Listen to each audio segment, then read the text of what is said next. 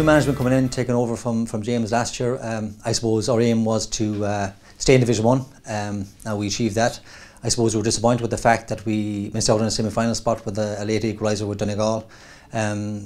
Albeit we looked at a lot of new players. Young fellas have come in and got a lot of game time, the likes of Stephen Cohn, Paddy Durkin, Denny Kirby. Players like this, that we think will add strength to our panel. Every time you put on the green and red of the county, you always represent it with pride, and I shouldn't think that this year is any different. Obviously, these lads have won a few championships in Connacht already, so their aim would be to go on and win a championship outright. But as I said, it's step by step, small steps will take you to the end. We've got a good bunch of players together, but as a team, we're not mature. So what we're really looking for is a genuine effort from all the players, so that if any Galway supporter goes to support Galway, they can see they're doing the best and playing to the best of their ability, and they're not holding anything in reserve. So I guess the first thing we can talk about is effort. It's a huge step up from under 21 or minor to senior. They're just massive leaps. So you could have a guy who happened to be a very good underage player, won't necessarily make it through to senior, even though they'll still be a very good footballer. So it's a definite advantage for winning those competitions, but it means as a team, at this point in time, we're not a mature team. We have to come up another level for championship football, but it doesn't matter who you play. The preparation that we will give to the London match will be the same as we would have given to any of the league matches.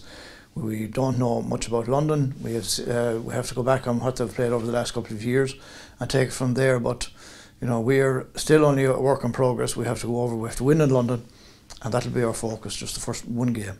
Great excitement in London, especially with the success Roscommon have had over the last couple of seasons. They're a real crowd puller. People are going to be really looking forward to seeing them. It's great for the people in London, especially the Roscommon people, to see their home county coming over.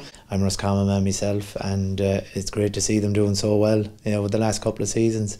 But on the 24th of May, I'll just have to put that aside and go for everything we have. We aspire to, first of all, I suppose, set our sights in the first game and then move on from there.